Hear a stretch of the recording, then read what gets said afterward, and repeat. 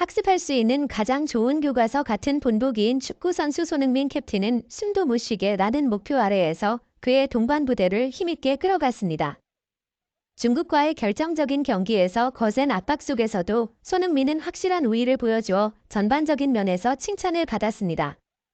숨도 못 쉬게 하자는 강력하고 분명한 그의 다짐은 실제로 그가 주장으로서 선수단을 이끄는 탁월한 선두주자 역할을 통해 확고하고 완벽한 승리를 가져왔습니다. 이러한 웅장한 승리는 전 세계 축구 팬들의 마음을 흔들었습니다. 이야기를 전하는 것은 기자 오선민입니다. 그의 강력한 다짐을 구현하는 독특한 모습은 바로 손흥민 선수 본인이었습니다. 전반 11분에서의 특별한 장면, 그는 동료 황희찬이 공을 얻어낸 후에 페널티킥을 시행했습니다. 그의 탄탄하고 정밀한 차길로 중국 대중 4만 명을 침묵시킴은 물론 중국의 밀집된 방어를 꿰뚫는 미묘한 공격으로 골렛을 성공시켰습니다. 하지만 그의 두 번째 골이 만들어진 전반 45분에서의 장면은 그야말로 눈부시게 눈에 띄었습니다. 자신의 팀 동료 이간인이 던진 공을 손흥민이 미세하게 머리로 건드려 넣는 순간이었습니다. 대한민국 대표팀에서 머리로 넣은 골 중에서도 네 번째였던 그의 머리골은 매우 드물고 특별한 순간이었습니다. 손흥민 선수의 놀라운 기술은 후반까지도 계속되었는데 그의 정교한 프리킥으로 후보 정승현의 데뷔골을 앞당기게 만들어 주목적인 리드를 유지했습니다. 더불어 그는 대표팀의 총 3골에 모두 중요한 역할을 했습니다. 이러한 활약을 통해 그는 한국 축구의 전설 차범근 대표와 황선홍 감독 뒤를 이어 40호 골 고지를 돌파하는 세 번째 선수로 이름을 올렸습니다.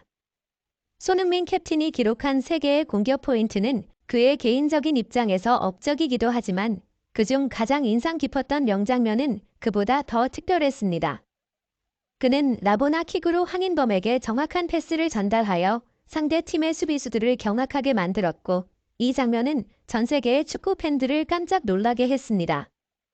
경기장 내에서는 일부 선수를 대상으로 한 레이저 공격이나 토트넘 유니폼을 입은 팬이 물병을 던지는 등 스포츠맨십에 어긋나는 행동이 여러 번 이루어졌지만 경기가 끝난 후에는 손흥민이 이러한 어려움을 극복하여 승리의 감동을 나누었습니다.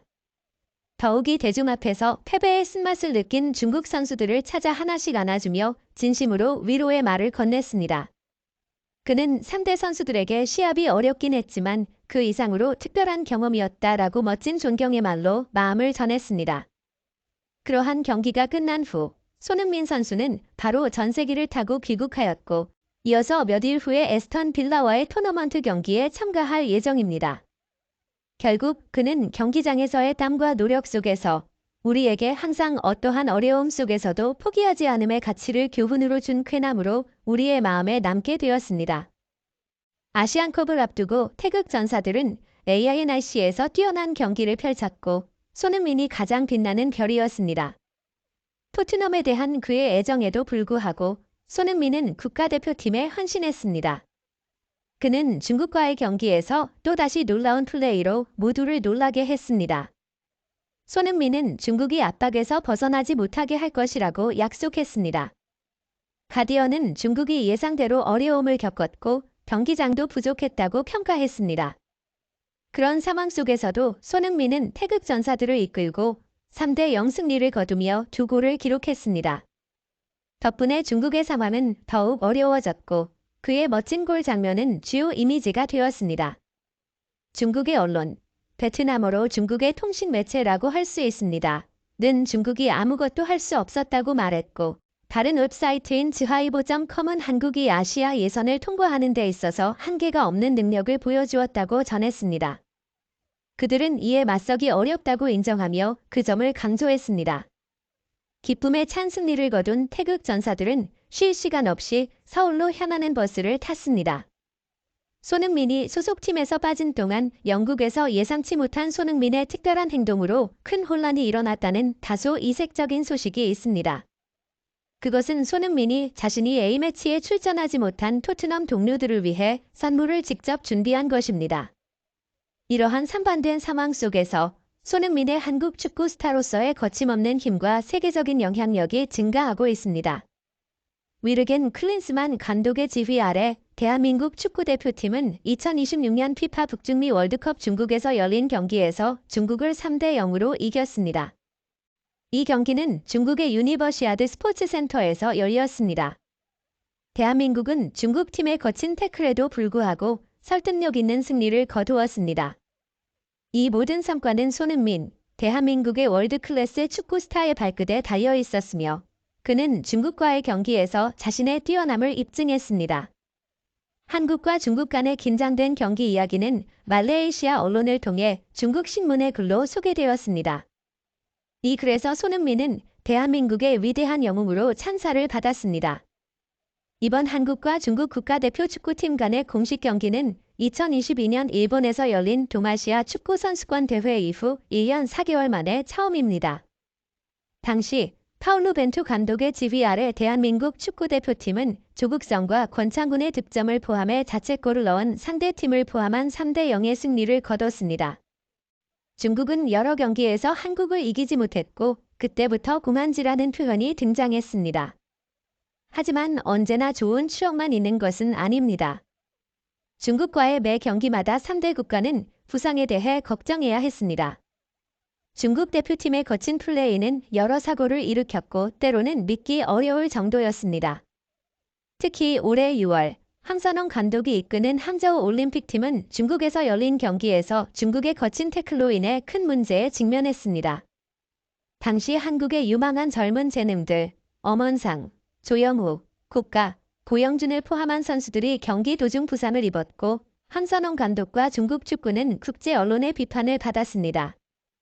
비록 이번 경기에서 유럽 최고 리그에서 뛰고 있는 한국 선수들이 부상이나 피로에 노출될 위험이 높았지만 경기는 스포츠적 가능성과 부상 위험에 대한 많은 관심을 끌었습니다. 하지만 손흥민은 여러 골을 넣고 흥미진진한 경기를 펼친 뒤 그라운드를 떠났습니다. 영국의 공영방송 BBC는 자신들의 주요 기사에 손흥민의 득점 장면을 넣고 한국이 최근 AINRC에서 5연승을 이어가고 있다고 보도했습니다. 그들은 5경기 동안 총 19골을 넣으며 어떠한 경기에서도 상대팀 골키퍼에게 골을 허용하지 않는 강력한 힘을 유지하고 있습니다.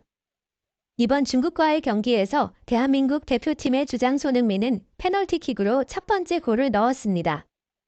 그는 정확한 오른발 슛으로 골키퍼를 제치고 골대 왼쪽 구석으로 공을 밀어 넣었습니다.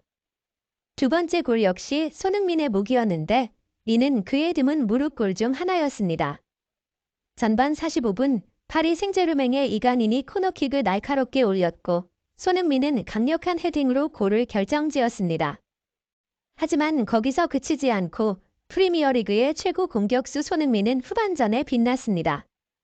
그는 정승현의 데뷔골을 어시스트하며 자신의 빠른 속도로 상대를 극복하는 능력을 보여주었고 대한민국 대표팀이 경기에서 우위를 유지하도록 도왔습니다.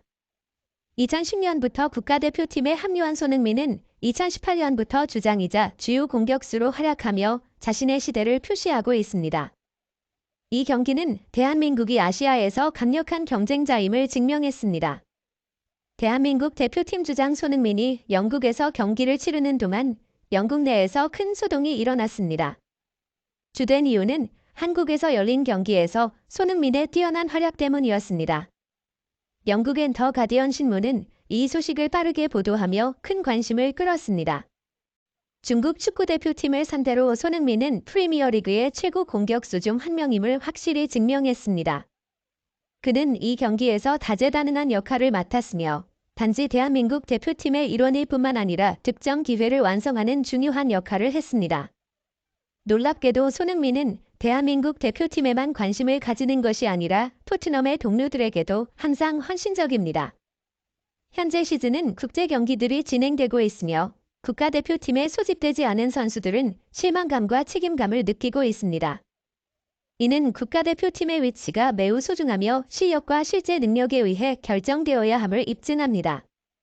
이에 대한민국 대표팀 주장인 손흥민은 토트넘에 남아있는 동료들을 위해 뜻밖의 선물을 보냈습니다.